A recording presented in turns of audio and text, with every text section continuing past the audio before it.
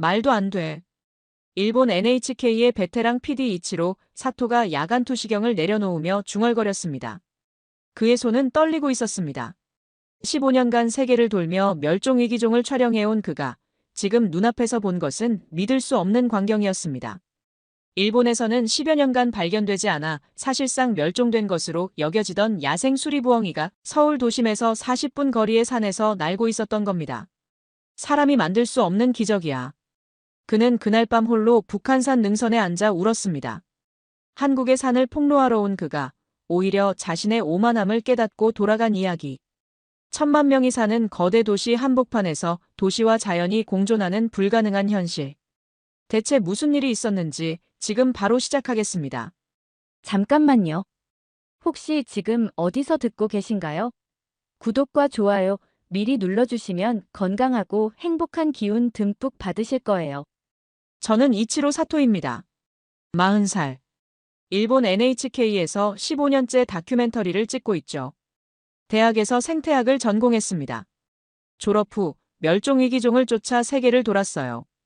동남아의 오랑우탄, 아프리카의 마운틴 고릴라, 보르네오의 수마트라 코뿔소. 그들의 서식지가 파괴되는 모습을 카메라에 담았죠. 매번 같은 패턴이었습니다. 도시가 확장되면 숲이 사라졌어요. 도로가 뚫리면 동물들이 떠났습니다. 사람이 들어오면 자연이 물러났죠. 예외는 없었습니다. 그러면서 확신했습니다. 문명과 자연은 공존할 수 없다고. 도시가 커지면 자연은 반드시 사라진다고. 그게 제가 15년간 목격한 진실이었으니까요. 아니, 진실이라고 믿었던 것이었죠. 그날도 도쿄 본사 회의실은 차가웠습니다. 형광등 아래 6명의 프로듀서가 앉아 있었어요. 테이블 위엔 기획안 한 뭉치. 제목은 서울, 도시 속의 산이었습니다. 저는 그 제목을 보자마자 웃음이 나왔어요. 도시 속의 산이라니. 말이 되나요? 산은 산이고 도시는 도시입니다. 둘은 섞일 수 없어요. 섞이면 안 되는 거죠. 일본에도 산은 많습니다. 후지산, 북알프스, 중앙알프스.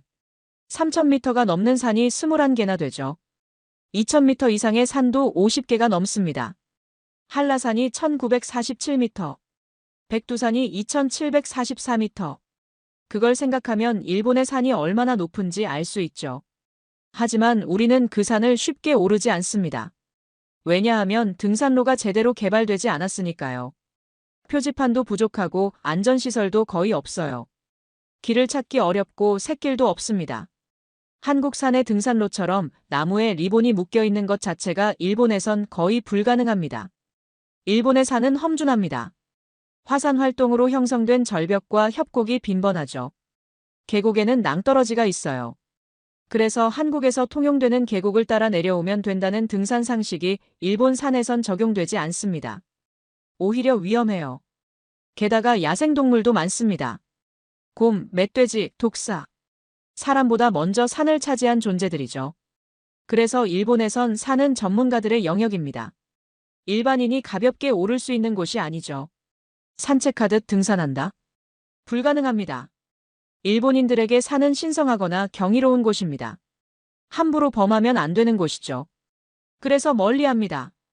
두려워하기도 하고요. 이치로 씨, 이번엔 서울로 가보시죠.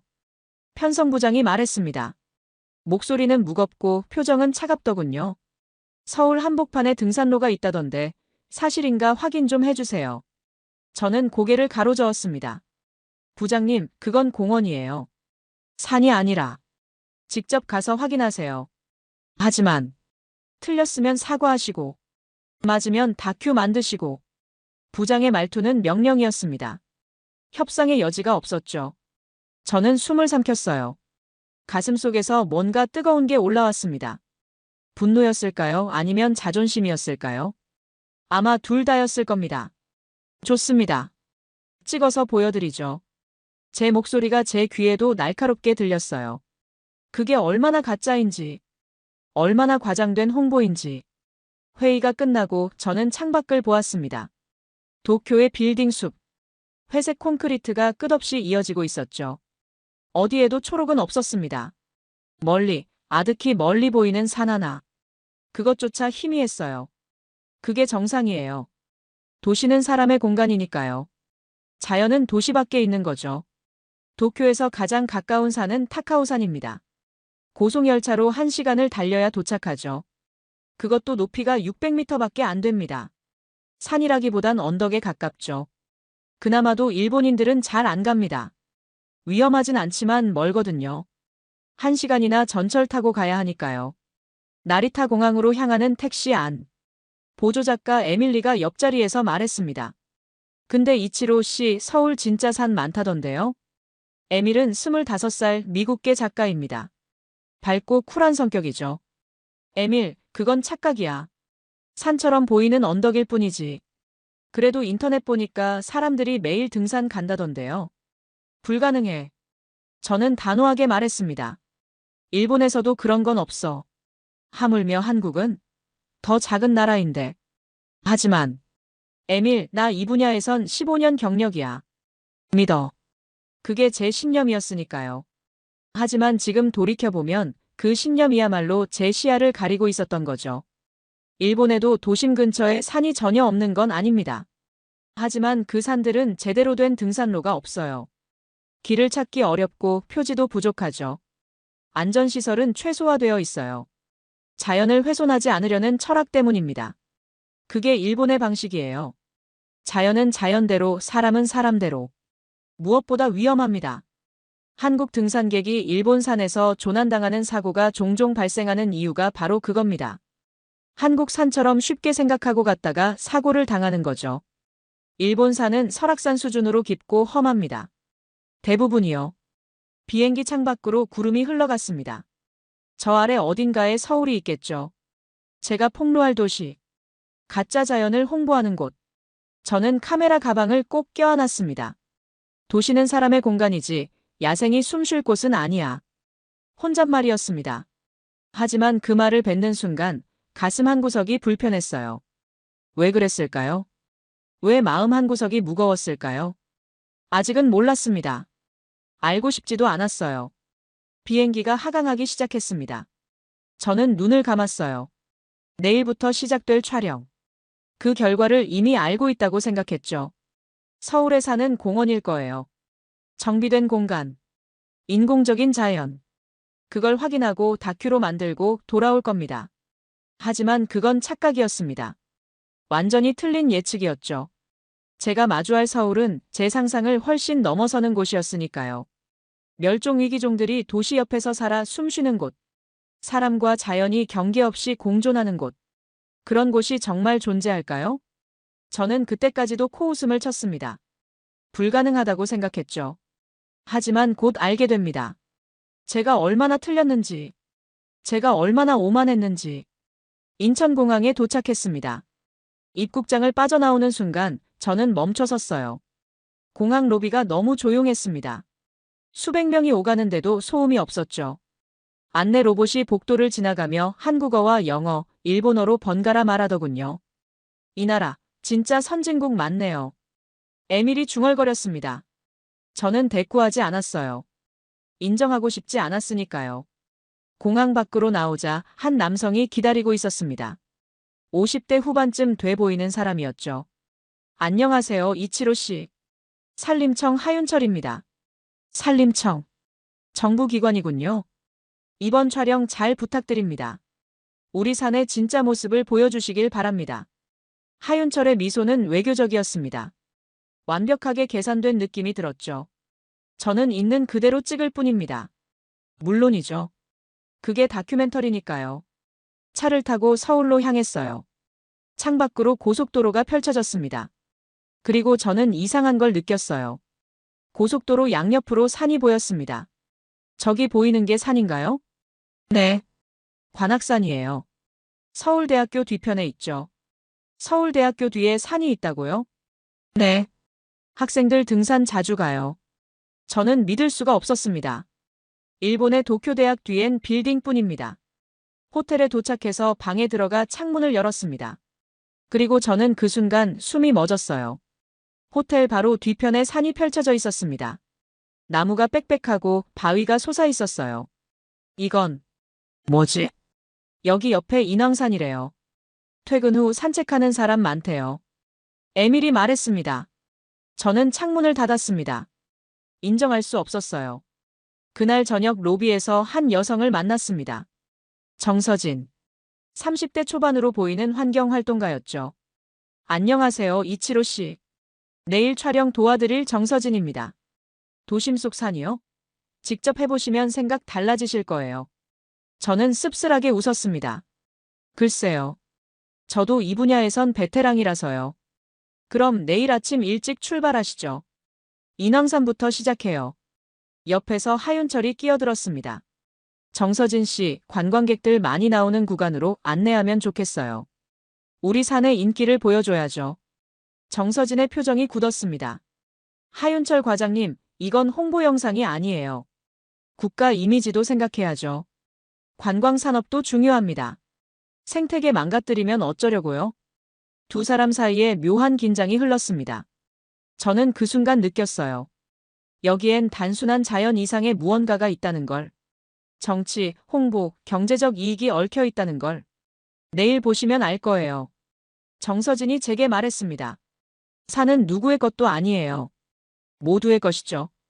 그날 밤 저는 잠들지 못했습니다. 창밖으로 보이는 산의 윤곽. 그 검은 그림자가 자꾸 신경 쓰였어요. 카메라를 챙기며 중얼거렸습니다. 내 눈으로 확인하러 가는 거야. 하지만 가슴 한구석에선 불안이 자라고 있었습니다. 제 확신이 흔들릴까봐 두려웠던 거죠.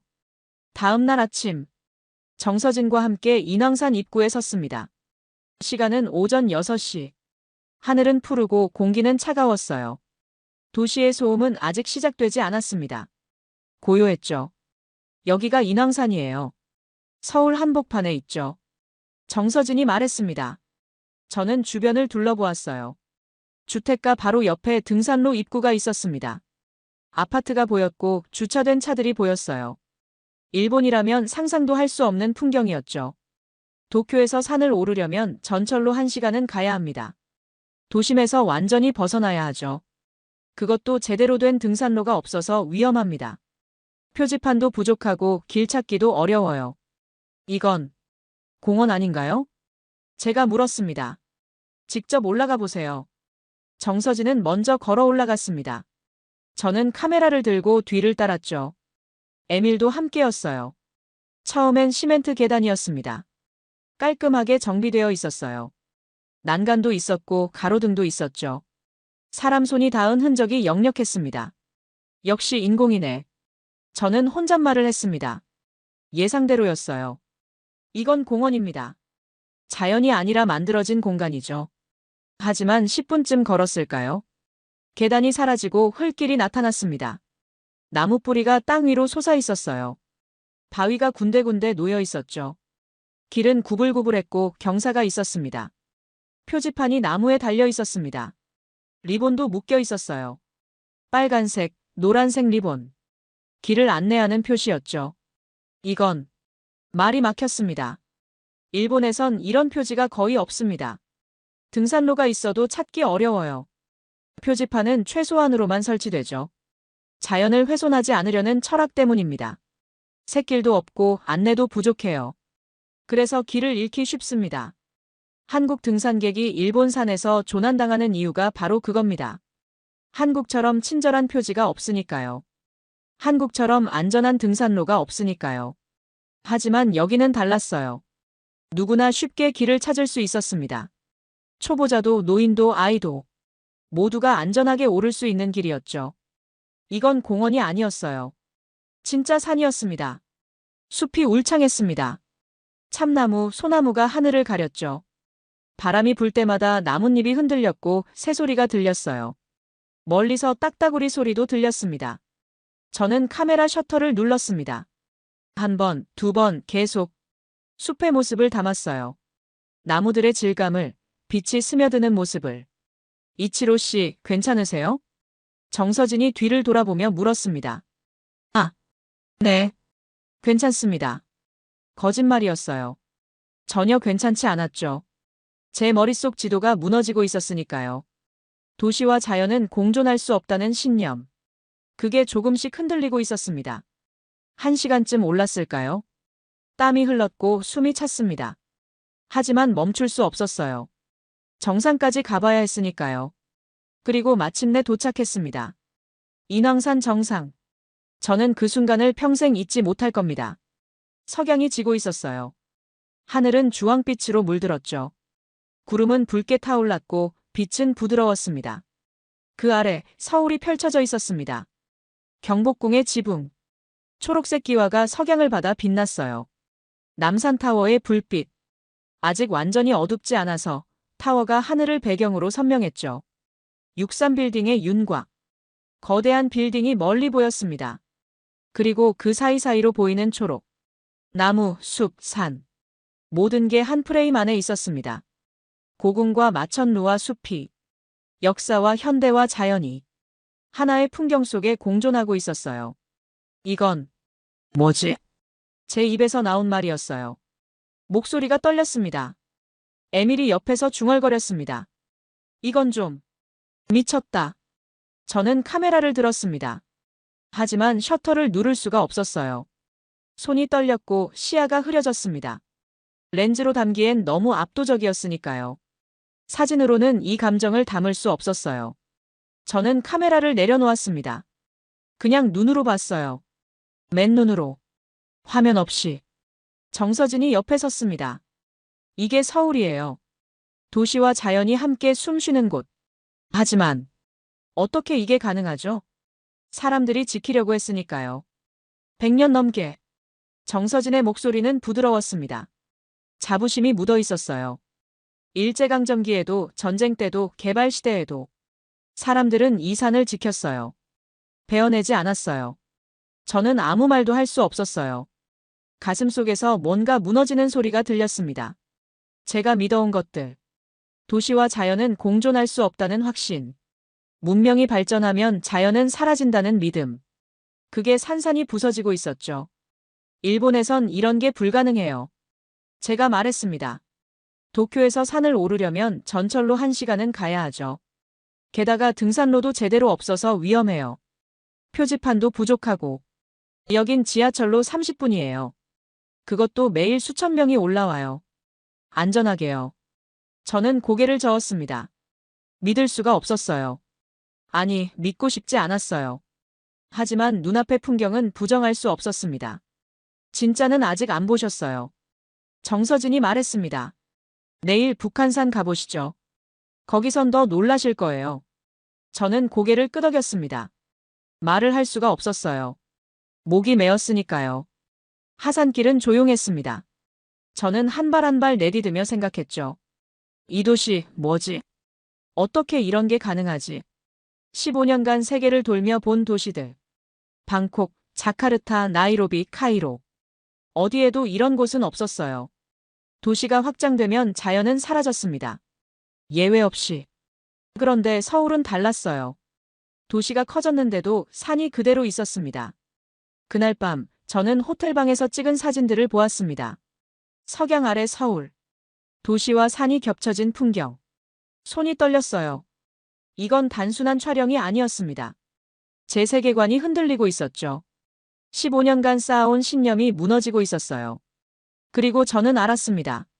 내일은 더 큰 충격이 기다리고 있을 거라는 걸. 제 확신이 완전히 부서질 거라는 걸. 다음 날 아침. 정서진이 호텔 로비에서 기다리고 있었습니다. 오늘은 북한산 가요. 준비되셨죠? 저는 고개를 끄덕였습니다. 하지만 호텔방에 등산화를 두고 왔더군요. 아, 잠깐만요. 신발을. 괜찮아요. 산 입구에서 빌릴 수 있어요. 5,000원이면 돼요. 저는 믿기지 않았습니다. 등산화를 빌려준다니. 지하철을 탔어요. 3호선. 사람들로 가득했죠. 등산복을 입은 사람들이 절반 이상이었어요. 저 사람들 전부 등산 가는 건가요? 네. 토요일 아침이면 다들 산 가요. 정서진이 말했습니다. 일본에선 등산은 특별한 일입니다. 하지만 여기 사람들은 지하철 타듯 등산을 가고 있었어요. 구파발역에 도착해서 버스로 갈아탔습니다. 10분쯤 달렸을까요? 북한산성 입구입니다. 우리는 버스에서 내렸어요. 그리고 저는 숨을 멈췄습니다. 눈앞에 거대한 산이 펼쳐져 있었습니다. 저게 북한산이에요. 바위가 수직으로 솟아 있었죠. 일본의 알프스 산맥처럼 보였습니다.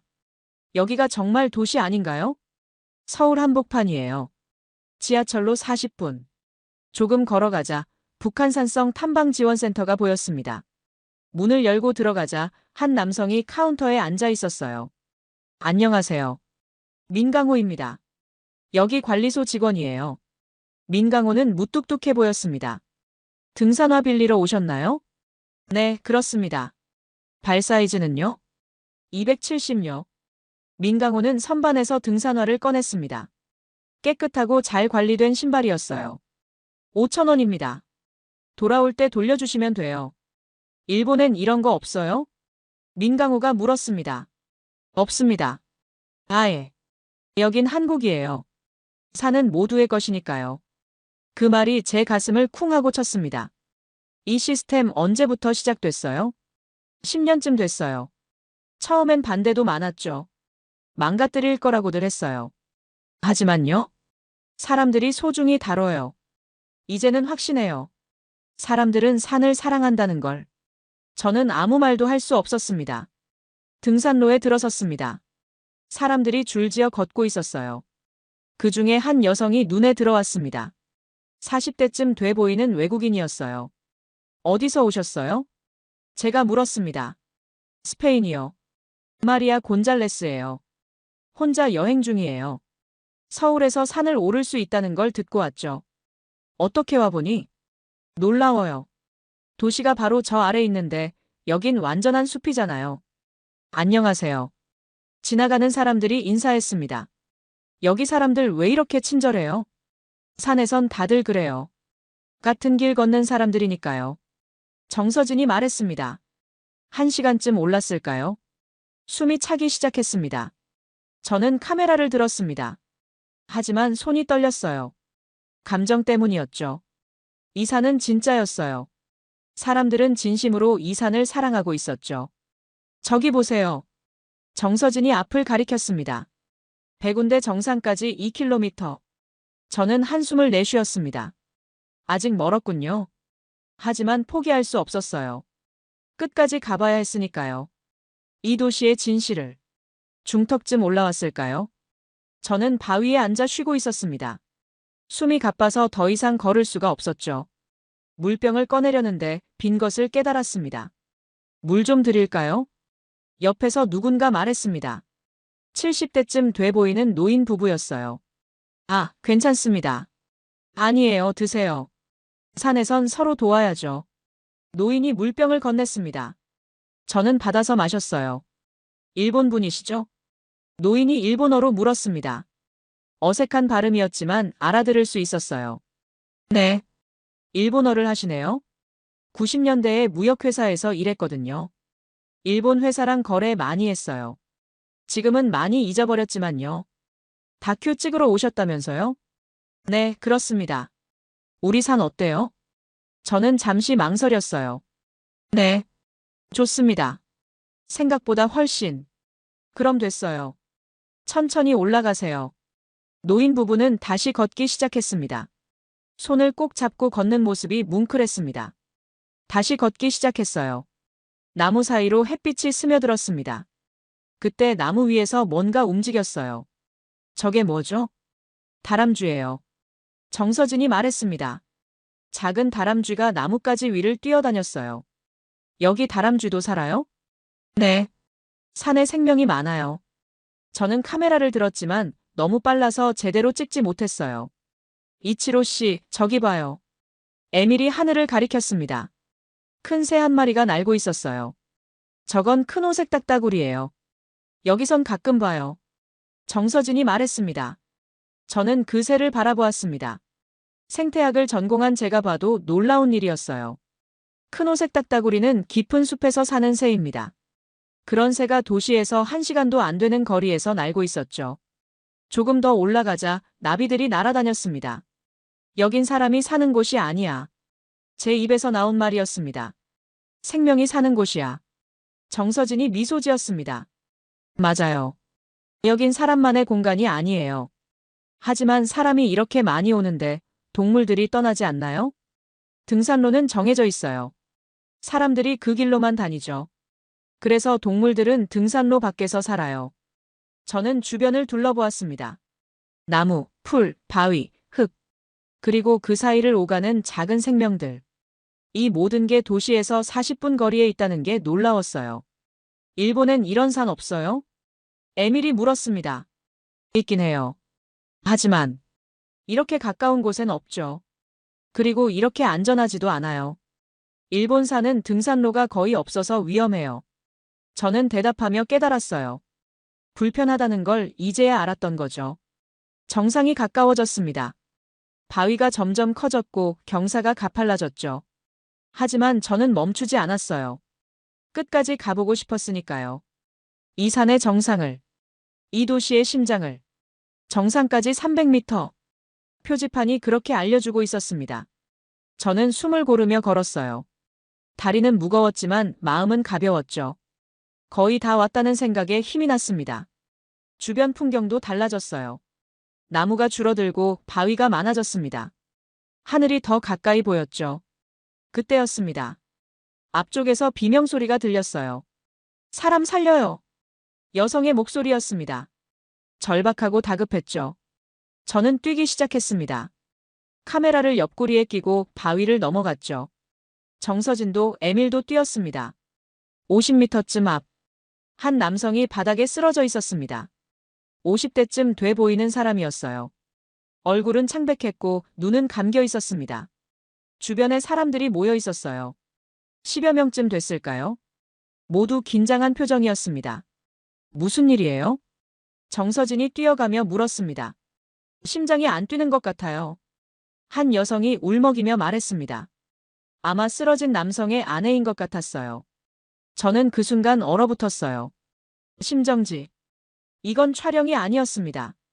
진짜 위기였죠. 사람의 생명이 달린 순간이었어요. 누가 심폐소생술 할 줄 아세요? 정서진이 소리쳤습니다. 목소리는 침착했지만 긴박했죠. 제가 할게요. 한 젊은 남성이 앞으로 나왔어요. 20대 후반쯤 돼 보였죠. 운동화를 신고 땀에 젖은 티셔츠를 입고 있었습니다. 그는 쓰러진 남성 옆에 무릎을 꿇었습니다. 손을 포개어 가슴 중앙에 댔어요. 그리고 압박하기 시작했죠. 하나, 둘, 셋. 리듬에 맞춰 정확하게 눌렀습니다. 누가 119에 전화했어요? 정서진이 물었습니다. 제가 했어요. 다른 여성이 손을 들었습니다. 산악구조대 오고 있대요. 10분 안에 온대요. 10분. 저는 시계를 보았어요. 10분이면 늦을 수도 있었죠. 심정지 환자는 5분 안에 처치해야 합니다. 뇌에 산소가 공급되지 않으면 손상이 시작되죠. 이치로 씨, 도와주세요. 정서진이 저를 불렀습니다. 제가요? 뭘 도와드릴까요? 사람 좀 정리해 주세요.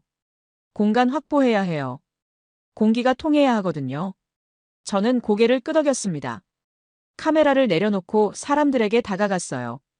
좀 비켜주세요. 공기 통하게요. 일본어와 영어를 섞어서 말했습니다. 사람들이 조용히 물러섰습니다. 아무도 불평하지 않았어요. 모두 긴장한 표정으로 지켜보고 있었죠. 심폐소생술은 계속됐습니다. 젊은 남성의 이마에 땀이 흘렀어요. 팔이 떨리고 숨이 가빴습니다. 하지만 손은 멈추지 않았죠. 일정한 리듬으로 계속 눌렀습니다. 힘내세요. 조금만 더요. 옆에서 누군가 말했습니다. 제가 교대할까요? 다른 남성이 물었습니다. 아직 괜찮아요. 젊은 남성이 대답했습니다. 저는 그 장면을 보며 깨달았어요. 이 사람들은 모두 낯선 사람들이었습니다. 서로 이름도 모르는 사이였죠. 오늘 처음 만난 사람들이었어요. 하지만 모두 한 마음이었습니다. 한 사람을 살리기 위해 자기 등산을 멈추고 도우려 하고 있었죠. 아무도 내 일이 아니야라고 말하지 않았습니다. 아무도 지나치지 않았어요. 5분쯤 지났을까요? 쓰러진 남성의 아내가 울고 있었습니다. 여보, 제발. 그녀의 목소리는 떨렸어요. 정서진이 그녀의 어깨를 감싸 안았습니다. 괜찮아요. 곧 구조대 와요. 6분쯤 지났을까요? 멀리서 소리가 들렸습니다. 발소리. 빠르고 힘찬 발소리. 산악구조대가 도착했습니다. 빨간 옷을 입은 대원들이 뛰어왔어요. 4명이었습니다. 들것과 산소 마스크, 응급 장비를 들고 있었죠. 수고하셨습니다. 저희가 이어받을게요. 대원 한 명이 말했습니다. 젊은 남성이 비켜섰어요. 손이 떨리고 있었죠. 땀이 온몸을 적시고 있었습니다. 정말 수고하셨어요. 정서진이 그에게 말했습니다. 괜찮으시죠? 네. 괜찮아요. 그분은요? 지금 확인 중이에요. 대원들이 쓰러진 남성에게 다가갔습니다. 산소 마스크를 씌우고 맥박을 확인했죠. 자동 심장 충격기를 준비했습니다. 모든 움직임이 정확하고 빨랐어요. 맥박 약하지만 돌아왔습니다. 살았어요. 대원의 말에 주변 사람들이 안도의 한숨을 내쉬었습니다. 저도 모르게 눈물이 났어요. 왜 울었는지 모르겠습니다. 그냥 가슴이 뜨거워졌죠. 목이 메었고 눈시울이 붉어졌습니다. 대원들이 쓰러진 남성을 들것에 옮겼습니다. 조심스럽게, 천천히. 그의 아내도 함께 내려가기로 했습니다. 고맙습니다. 정말 고맙습니다. 아내가 주변 사람들에게 인사했습니다. 목소리는 떨렸지만 눈빛은 감사로 가득했어요. 들것이 천천히 하산하기 시작했습니다. 사람들이 길을 비켜줬어요. 조용히 질서 있게. 아무도 불평하지 않았습니다. 자기 등산을 포기하면서도 아무 말이 없었죠. 민강호가 무전기를 들고 나타났습니다. 구조대, 잘 내려가고 있나? 네, 강호 씨. 문제 없습니다. 좋아.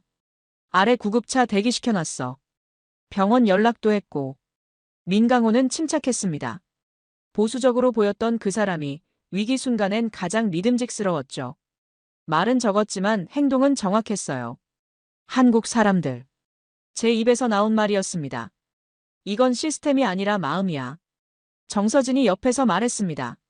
맞아요. 시스템도 중요하지만 결국은 사람의 마음이에요. 서로를 돌보려는 마음. 저는 고개를 숙였습니다. 부끄러웠어요. 이 나라를, 이 사람들을 오해했던 제 자신이 15년간 세계를 돌며 본 건 이기심뿐이었어요. 사람들이 자기만 챙기고 남은 신경 쓰지 않는 모습. 그게 전부였죠. 하지만 여기는 달랐습니다. 사람들이 서로를 돌보고 함께 움직이고 있었어요. 카메라를 다시 들었습니다. 하지만 찍을 수가 없었어요. 렌즈 너머로 보이는 사람들의 얼굴. 그 안에 진심이 보였으니까요. 진심은 찍을 수 없었습니다. 마리아 곤잘레스가 옆으로 다가왔습니다. 이치로 씨, 저 놀라웠어요. 저도요. 스페인에서도 산악사고 있어요. 하지만 이렇게 빠르게, 이렇게 질서 있게 대응하는 건 처음 봤어요. 저도 처음입니다. 마리아의 눈에 눈물이 고여 있었습니다. 이 나라 사람들, 정말 대단해요. 시스템도 대단하지만 사람들의 마음이 더 대단해요. 저는 대답하지 않았습니다. 대답할 말이 없었으니까요. 그냥 고개를 끄덕였죠. 그리고 깨달았습니다. 이 산은 단순한 산이 아니라는 걸. 공동체가 살아 숨쉬는 곳이라는 걸. 사람의 마음이 모여 만들어진 공간이라는 걸. 마지막 날 밤이었습니다. 촬영은 사실상 끝났어요. 인왕산도 갔고 북한산도 올랐습니다. 사람들도 만났고 사고 현장도 목격했죠. 이제 돌아가면 될 일이었어요. 하지만 저는 호텔방에 가만히 있을 수 없었죠. 뭔가가 부족했습니다. 뭔가 결정적인 장면이 필요했어요. 혹시라도 뭔가 특이한 장면이 있을까? 그런 생각으로 야간 장비를 챙겼습니다. 야간 투시경, 열감지 카메라. 몬사에서 보내준 고가 장비들이었죠. 아프리카에서 야행성 동물 촬영할 때 썼던 것들입니다. 에밀, 나 좀 나갔다 올게. 지금요? 밤인데요. 위험하지 않아요? 괜찮아. 그냥 기록용이야. 혹시 모르잖아. 야간에만 볼 수 있는 게 있을지도. 에밀은 걱정스러운 표정이었지만 말리지 않았어요. 저는 혼자 북한산으로 향했습니다. 밤 11시. 지하철은 끊겼고 버스도 없었습니다. 택시를 탔어요. 운전사에게 북한산성 입구까지 가달라고 했죠. 밤에 산에 가세요? 운전사가 물었습니다. 나이 든 분이었어요. 네, 촬영 때문에요. 야행성 동물 있을까 해서요. 조심하세요. 밤에는 위험해요. 길도 어둡고. 괜찮습니다. 장비 있어요. 택시는 한산한 도로를 달렸습니다. 서울의 야경이 창밖으로 흘러갔어요. 불빛들이 아름다웠습니다. 30분쯤 걸렸을까요? 북한산성 입구에 도착했습니다. 인적이 없었어요. 탐방지원센터는 문이 닫혀 있었고 가로등만 희미하게 불을 밝히고 있었죠. 고요했습니다. 낮의 시끌벅적함은 온데간데 없었어요. 저는 헤드랜턴을 켜고 등산로에 들어섰습니다. 발소리만 들렸습니다. 나뭇잎이 바람에 스치는 소리도 들렸죠. 멀리서 올빼미 울음소리가 들렸습니다. 낮과는 완전히 다른 산이었어요. 1시간쯤 올랐을까요? 다리가 아팠고 숨이 찼습니다. 하지만 멈출 수 없었어요. 능선 근처에 도착했습니다. 바람 한 점 없이 고요했어요. 달은 반쯤 차 있었고 별이 보였습니다. 도시의 불빛 때문에 별이 많진 않았지만 그래도 몇 개는 보였죠. 저는 야간 투시경을 눈에 댔습니다. 초록빛 형광 화면이 펼쳐졌죠. 세상이 다르게 보였습니다. 암벽, 나무, 바위. 모든 게 초록색 음영으로 보였어요. 열을 감지하는 모드로 바꾸자 작은 동물들이 보였습니다. 쥐 같은 것들이었죠. 바위 틈을 오가고 있었어요. 역시 아무것도 없네. 중얼거리며 렌즈를 천천히 움직였어요. 기대하지 않았습니다. 그냥 기록용으로 몇 장 찍고 내려가려고 했죠. 그때였습니다. 화면 한쪽에서 뭔가 움직였습니다. 큰 형체. 열 신호가 강했어요. 포유류가 아니었습니다. 조류였죠. 날개를 펼치는 모습이 보였어요. 뭐지? 저는 렌즈를 그쪽으로 돌렸습니다. 초점을 맞추기 시작했죠. 천천히 조심스럽게. 초점이 맞춰지는 순간 숨이 멎었어요. 수리부엉이였습니다. 절벽 바위 틈에 앉아있는 모습. 커다란 몸집. 날카로운 부리. 그리고 황금빛 눈. 야간 투시경을 통해서도 그 눈빛이 보였어요.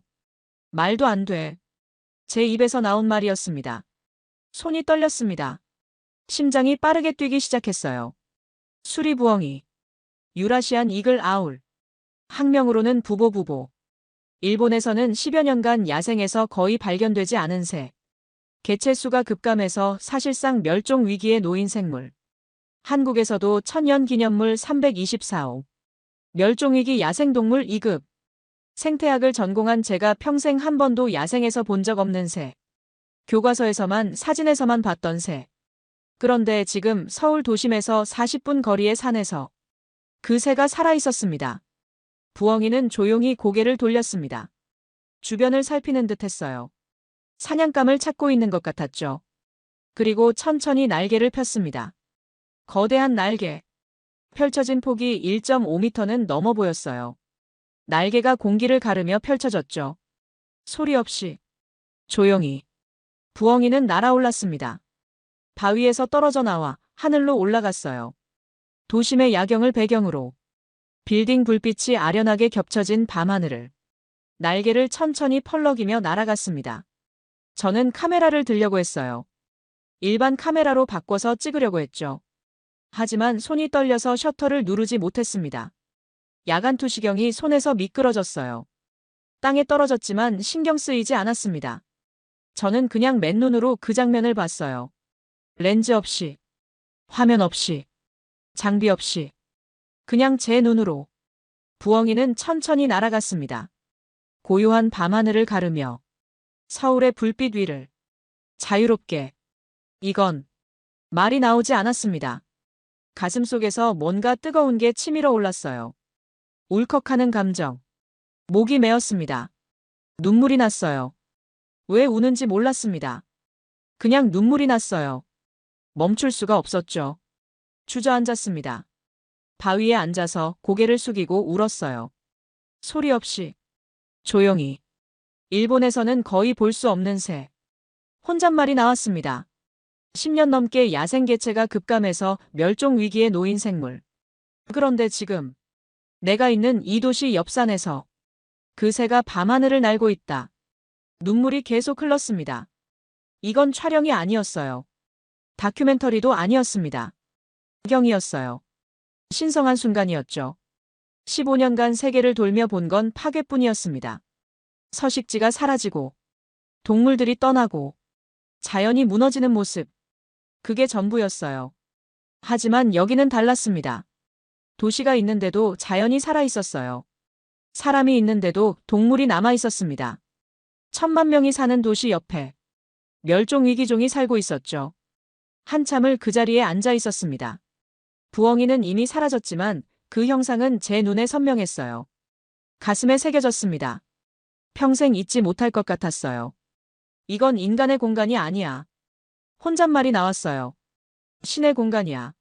사람이 만들 수 없는 기적이야. 천천히 일어났습니다. 야간 투시경을 주워서 배낭에 넣었어요. 하산을 시작했습니다. 발걸음은 느렸습니다. 하지만 마음은 가벼웠어요. 제가 찾던 걸 찾았으니까요. 15년간 세계를 돌며 찾던 것. 도시와 자연이 공존하는 방법. 사람과 동물이 함께 사는 길. 그걸 여기서 찾았습니다. 서울에서, 한국에서, 이 작은 나라에서. 하산하는 길은 조용했습니다. 하지만 제 머릿속은 시끄러웠죠. 방금 본 것이 현실인지 꿈인지. 아니, 현실이었습니다. 분명히. 제 눈으로 봤으니까요. 호텔에 돌아왔을 때 에밀이 로비에서 기다리고 있었습니다. 이치로 씨, 괜찮으세요? 에밀이 놀란 표정으로 다가왔습니다. 얼굴이. 우셨어요? 에밀. 저는 그를 붙잡았어요. 목소리가 떨렸습니다. 나. 방금 뭔가 봤어. 뭘요? 수리부엉이. 야생 수리부엉이. 에밀의 눈이 커졌습니다. 입이 벌어졌어요. 진짜요? 1000년 기념물이잖아요. 일본에선 거의 멸종됐다면서요? 그래. 일본에선 10년 넘게 거의 못 봤어. 개체수가 너무 줄어서. 근데 여긴 살아있어. 저는 소파에 주저앉았습니다. 다리에 힘이 풀렸죠. 이 도시. 뭐지? 도대체 뭐야? 이치로 씨. 에밀이 제 어깨에 손을 올렸습니다. 이제 알았잖아요. 여긴 다른 곳이에요. 저는 고개를 끄덕였습니다. 네, 이제 알았어요. 완전히. 확실히. 서울은 다른 곳이었습니다. 도시와 자연이 공존하는 유일한 곳. 사람과 생명이 함께 숨쉬는 기적 같은 곳. 멸종위기종조차 살아남을 수 있는 곳. 제가 평생 찾아 헤맨 곳. 그리고 제가 가장 오만하게 무시했던 곳. 에밀, 나 틀렸어. 뭐가요? 전부. 내가 믿어온 것 전부. 이치로 씨. 도시와 자연은 공존할 수 없다고 믿었어. 15년간. 근데 틀렸어. 가능해. 여기서 보고 왔어. 에밀은 아무 말도 하지 않았습니다. 그냥 제 옆에 앉아 있었죠. 저는 창밖을 바라보았습니다. 서울의 야경. 불빛들이 반짝이고 있었어요. 그 너머 어딘가에 북한산이 있었습니다. 어둠 속에 잠긴 산. 그 안 어딘가에서 수리부엉이가 날고 있겠죠. 고요히. 자유롭게. 내일 아침 일찍 출발해야겠어. 제가 말했습니다. 일본으로요? 아니, 북한산으로. 다시 한번 가보고 싶어. 이번엔 카메라 없이. 도쿄로 돌아온 지 한 달이 지났습니다. 편집실에서 밤을 새웠어요. 촬영한 영상을 하나하나 다듬었죠. 인왕산의 석양. 도시와 산이 겹쳐진 풍경. 북한산의 다람쥐와 딱따구리. 사람들의 인사. 민강호의 등산화대여소. 마리아 곤잘레스의 감탄. 심정지 사고와 구조 장면. 사람들이 질서 있게 길을 비켜주는 모습. 그리고 마지막 수리부엉이. 야간 투시경 영상은 흐릿했지만 형체는 분명했습니다. 날개를 펼치고 날아오르는 순간. 도시의 불빛을 배경으로 날아가는 모습. 이치로 씨, 이거 진짜 방송 나가는 거예요? 편집 스태프가 물었습니다. 젊은 여성이었어요. 왜요? 너무 감동적이에요. 폭로 다큐 아니었나요? 처음 기획안에선 한국산의 문제점을 다룬다고 했잖아요. 저는 쓴웃음을 지었습니다. 처음엔 그럴 생각이었죠. 근데 가보니요? 진짜였어요. 전부. 과장도 없고 거짓도 없었어요.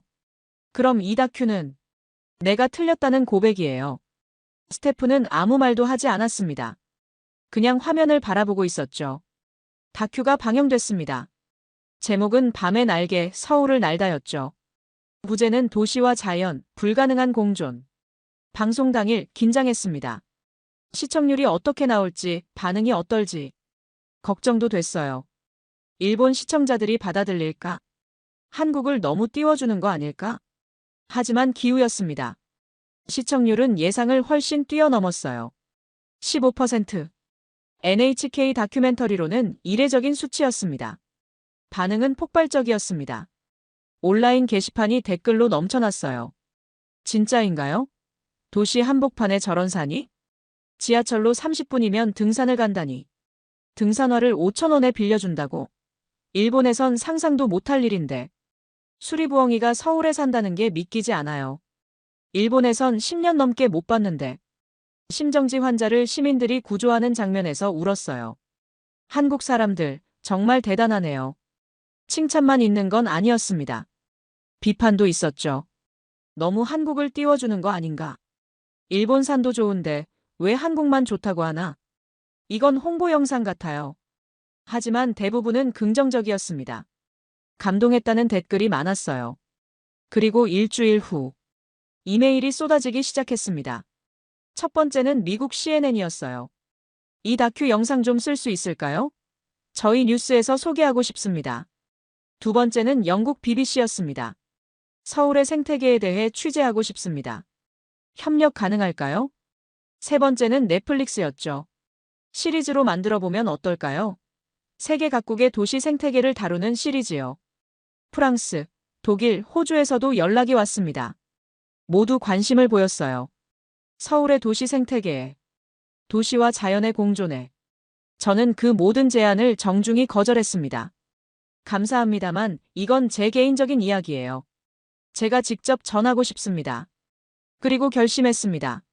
다시 서울로 가기로. 한 달 후 다시 서울로 갔습니다. 이번엔 촬영이 아니었어요. 강연이었죠. 초청을 받았습니다. 서울시청에서 서울의 자연에 대해 말씀해 주시겠어요? 정중한 요청이었습니다. 저는 수락했어요. 장소는 서울시청 대강당. 300명이 넘는 사람들이 모였습니다. 젊은 사람도 있었고 나이 든 분도 있었어요. 학생도 보였고 직장인도 보였습니다. 모두 제 다큐를 본 사람들이었죠. 저는 단상에 섰어요. 마이크를 잡았죠. 긴장됐습니다. 손이 떨렸어요. 안녕하세요. 저는 이치로 사토입니다. 박수 소리가 터졌습니다. 크고 따뜻한 박수였어요.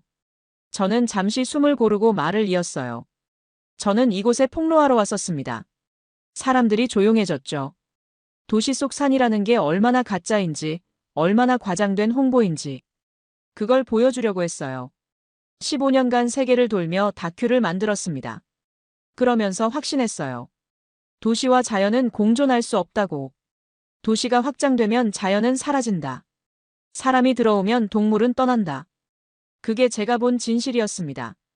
저는 잠시 말을 멈췄습니다. 목이 메었죠. 하지만 제가 틀렸습니다. 사람들이 숨을 죽이고 들었습니다. 이곳은 가짜가 아니었어요. 진짜였습니다. 도시와 자연이 공존하는 유일한 곳. 사람과 생명이 함께 숨쉬는 기적 같은 곳. 박수가 터져나왔습니다. 저는 눈물을 참았어요. 저는 북한산에서 수리부엉이를 봤습니다.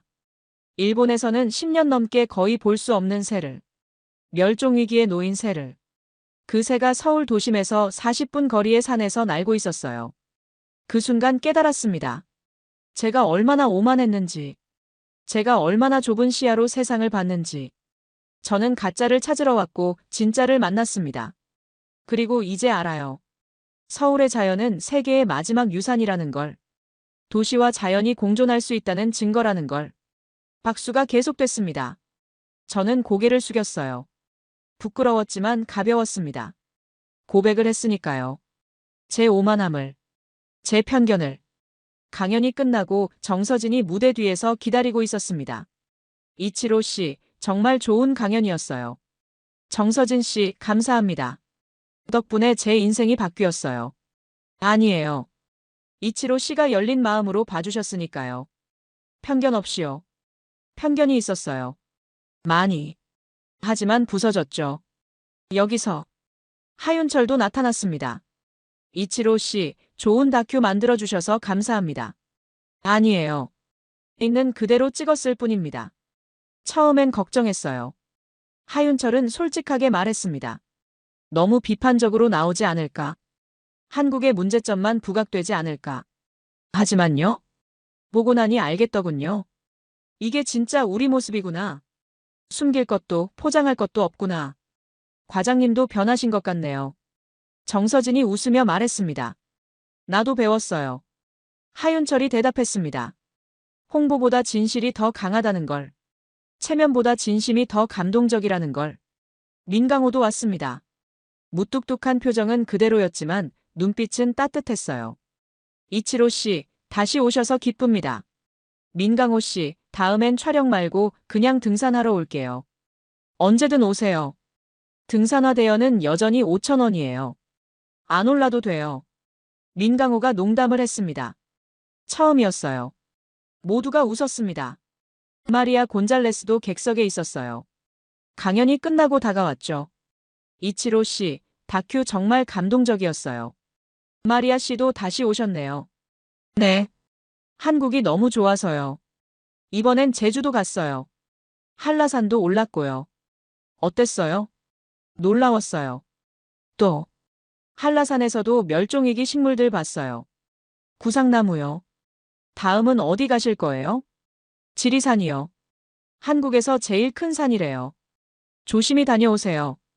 고마워요, 이치로 씨. 당신 다큐 덕분에 한국을 더 깊이 이해하게 됐어요. 그날 밤 호텔방에서 창밖을 보았습니다. 서울의 야경. 불빛 사이로 보이는 검은 산의 윤곽.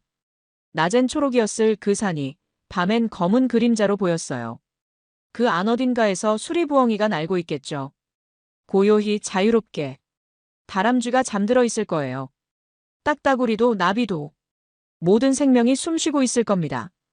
도시 옆에서. 사람 곁에서. 저는 카메라를 내려놓았어요. 이제 찍지 않아도 괜찮았습니다. 제 눈에, 제 마음에 이미 담겨 있었으니까요. 서울, 나는 당신을 오해했어요. 혼잣말이 나왔습니다. 폭로하러 왔다가 배우고 갑니다. 비판하러 왔다가 감동받고 갑니다. 하지만 이제 알아요. 당신은 세계에서 가장 특별한 도시라는 걸. 문명과 자연이 공존하는 마지막 보루라는 걸. 사람의 마음이 만들어낸 기적이라는 걸. 창문을 닫고 침대에 누웠습니다. 내일 아침엔 다시 북한산에 갈 거예요. 이번엔 카메라 없이. 혼자서. 그냥 걷기 위해서. 그 산을, 그 자연을, 그 생명들을 느끼기 위해서. 그리고 다시 한번 확인하기 위해서. 도시와 자연은 공존할 수 있다는 걸. 사람과 야생은 함께 숨 쉴 수 있다는 걸. 그게 불가능이 아니라 현실이라는 걸. 서울이 그걸 증명했으니까요. 이 작은 나라가, 이 특별한 도시가, 그리고 이 따뜻한 사람들이 제게 가르쳐 주었습니다. 세상은 제가 생각했던 것보다 넓고, 가능성은 제가 믿었던 것보다 크고, 희망은 제가 포기했던 것보다 가까이 있다는 걸. 눈을 감았습니다. 내일이 기다려졌어요. 카메라 없는 등산, 기록 없는 체험, 렌즈 없는 진실. 그게 제가 진짜 원했던 거였으니까요.